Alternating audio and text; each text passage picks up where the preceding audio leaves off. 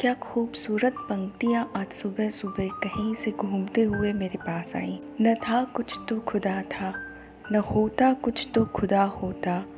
डुबोया मुझको मेरे मैं होने के गुरूर ने, न होता मैं तो क्या होता।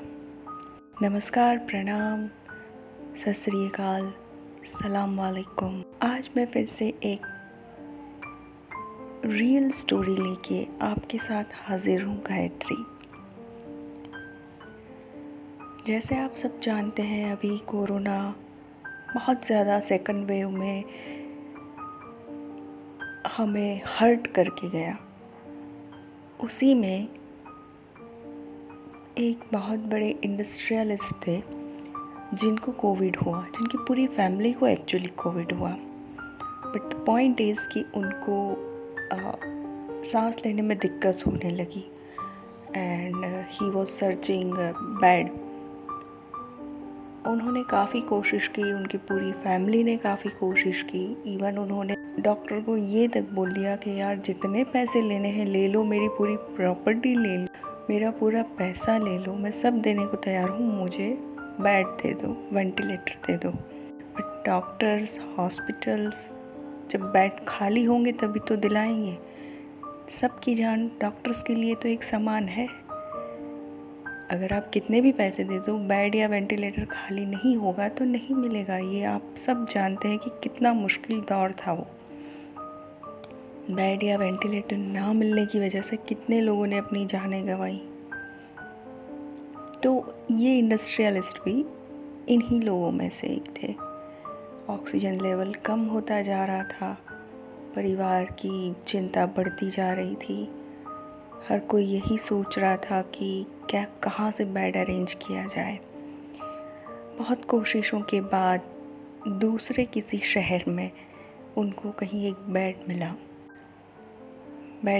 इनको एडमिट करवाया गया। 15-20 दिन हॉस्पिटल में एडमिटेड रहे और अच्छे से उनका इलाज हुआ। वेंटिलेटर की मदद से उनकी सांस लेने की दिक्कत डे बाय डे इम्प्रूव होती गई and finally after 25 days he was completely recovered. वो ठीक हो गया। भगवान का शुक्र था कि वो अपनी हेल्थ में काफ़ी सुधार देख पा रहे थे और डॉक्टर्स ने बोला कि नाउ यू आर ओके। उनका वेंटिलेटर हटा दिया गया, किसी और को अलर्ट कर दिया गया और उनको बोला कि आपको कल हॉस्पिटल से डिस्चार्ज दे दिया जाएगा। और सारे बिल्स वगैरह पे करने की बारी आई। When he was paying the bill और डॉक्टर ने उनको वेंटिलेटर का बिल दिया, ऑक्सीजन बॉटल्स, ही वो सारा बिल जो भी कुछ भी। एंड उस वक्त वो फूट के रोने लगे। डॉक्टर्स और नर्स जो भी थे वो हैरान रह गए कि आप क्यों रो रहे हैं, अब तो आप ठीक हो गए हैं, ठीक हो के आप घर पे जा रहे हैं, खुशियाँ मनाइए, क्यों रो रहे हैं आप। उन्होंने बोला कि जब मुझे बेड नहीं मिल रहा था, मैं अपनी पूरी प्रॉपर्टी देने को तैयार था, मेरी सब कुछ मेरे पास जो है सब ले लो, मुझे ऑक्सीजन बेड दे दो। एक सांस लेने को मैं तरस रहा था और इस सांस के बदले मैंने कम से कम हज़ारों बार आप सबको थैंक यू बोला होगा कि थैंक यू वेरी मच, आपने मुझे बेड प्रोवाइड कराया, मुझे वेंटिलेटर प्रोवाइड करवाया, ऑक्सीजन के बॉटल्स जिसने प्रोवाइड करवाए। मैं इन 25 दिनों में कितनी बार आपके पूरे स्टाफ को आपको थैंक यू बोल चुका हूँ। पर आज मुझे रोना इस बात का आ रहा है कि ऊपर वाले ने बचपन से लेके आज तक मुझे अनगिनत सांसें दी हैं, कभी मैंने उसको तो थैंक यू बोला नहीं। और उसकी आँख में से आंसू बहते जा रहे थे। कुदरत ने जो चीज़ें दी है उसकी कद्र हम नहीं कर पाए, उसकी वैल्यू नहीं समझ पाए, इसीलिए उसको कभी थैंक यू नहीं बोला। पलट के उसको कभी एक पैसा नहीं चुकाया, उसने कभी मांगा भी नहीं है। हॉस्पिटल में आप लोग बेड भी दे रहे हो, ऑक्सीजन दे रहे हो, हम उसकी कीमत चुका रहे हैं और फिर भी थैंक यू बोले जा रहे हैं। जिसने शरीर का हर एक अंग सही बनाया है, हमें चलता फिरता रखा है, सांस लेने के काबिल रखा है, उसको तो कभी थैंक यू बोला नहीं। अब ये बात है तो बड़ी छोटी सी, लेकिन दिल को छू जाने वाली है। क्या हमने कभी भगवान का शुक्रिया अदा किया? क्या कुछ नहीं दिया उसने? माना हज़ारों कमियां उसने रखी है हमारे जीवन में। किसी के पास पैसा नहीं है, किसी के पास कोई रिलेशन सही नहीं, किसी के पास बंगला नहीं है, गाड़ी नहीं है, खाना पूरा किसी को नहीं मिल पाता। ठीक है, वो सब अपने ही कर्मों का फल है, लेकिन वो तो देखिए कि उसने हमें कितना अमीर बनाया है। कोई अगर हमें ये बोल दे कि तुम्हारे शरीर का कोई एक अंग दे दो हमें, हम तुम्हें करोड़ों रुपए दे देंगे, क्या हम देंगे? तो हर एक अंग का अगर हम पैसा लगाएं तो हम तो वैसे ही करोड़पति हैं। उसने हमें सांसें दी हैं, जो मुफ्त में ऑक्सीजन हम ले पा रहे हैं।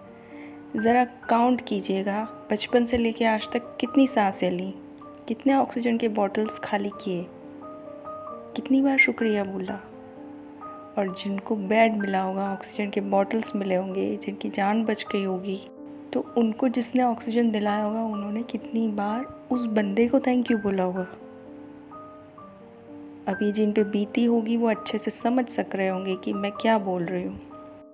उसी तरह हमारे जीवन में कितने ऐसे लोग हैं दिन ब दिन में हमारे आसपास, ऑफिस में, जो हमारे लिए बहुत कुछ कर जाते हैं बिना बोले, बिना कुछ मांग किए, बिना किसी स्वार्थ के।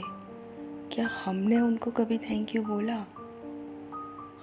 आपके दोस्त हो सकते हैं, आपकी वाइफ, आपके हस्बैंड, आपके पेरेंट्स, आपके बच्चे। कभी आराम से बैठ के सोचिएगा कि किसने क्या किया है आपके लिए। क्या आपने कभी पलट के अप्रिशिएट किया? खुद को जवाब दीजिएगा। और अगर आपको लगे कि नहीं, सच में किसी ने कुछ किया है, तो आज ही उससे थैंक यू बोलिए। थैंक यू बोलने में देर मत लगाइए। और सबसे पहले शुक्रिया करिए ऊपर वाले का, जिसने आपको इतना सही से काम करने वाला शरीर दिया है, दिमाग दिया है, सांस लेने के काबिल छोड़ा है। ये क्या कम है? और जिस बॉटल्स और वेंटिलेटर के लिए हम लोग तड़प रहे थे, उसी ऑक्सीजन को हम हमारी इस पृथ्वी पर से ख़त्म करते जा रहे हैं। अगर वो ख़त्म हो गया तो जो नेचुरली सांस ले पा रहे हैं वो कैसे ले पाएंगे?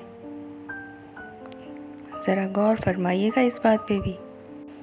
और हम लोग हैं इंसान जो अपने आप को सुपीरियर समझता है कि बाकी जितने भी जीव घूम रहे हैं पृथ्वी पे, उनमें सबसे ज़्यादा सुपीरियर हम हैं। क्यों? क्योंकि हमें बोलना आता है, दिमाग है जो हम यूज़ करते हैं। लेकिन उससे हमने किया क्या है? हमने तो पृथ्वी का संतुलन बिगाड़ा ही है उससे। लेकिन बाकी सारे जीव जिनके पास दिमाग नहीं है, जो बोल नहीं सकते, जो कुछ कर नहीं सकते, उन्होंने कभी पृथ्वी का संतुलन बिगाड़ा नहीं है। अगर कोई भी छोटा सा जीव ले लो आप, छोटा सा कोई भी, उसको जितने भी पूरी पृथ्वी पे उनकी जितनी भी आबादी है, सबको ख़त्म कर दोगे, 1-2 साल में पूरी पृथ्वी ख़त्म हो जाएगी। इट्स डिपेंड्स कि कौन सा जीव हम मार रहे हैं। लेकिन अगर पृथ्वी पे से सारे इंसानों को मार दिया जाए तो ये पृथ्वी और सारे जीव फ्लरिश हो उठेंगे, खुश हो जाएंगे, पृथ्वी फिर से खिल उठेगी। वो आपने कोविड में, लॉकडाउन में देख ही लिया कि बाकी सारे जीव कैसे खुश हो गए थे कि इंसान गायब हो गया है कुछ दिनों के लिए। अगर हमेशा के लिए गायब हो जाएगा तो पृथ्वी कैसे खिल उठेगी? हमने दिया क्या है? ऊपर वाले ने हमें इतना कुछ दिया है, हमने क्या किया? बदले में हमने ऊपर वाले को क्या दिया है? ज़रा सोचिएगा एक बार। इसी कहानी के साथ आपका दिन मंगलमय हो। ज़रा सोचिएगा और ये कहानी सबसे शेयर करिएगा। Thank you.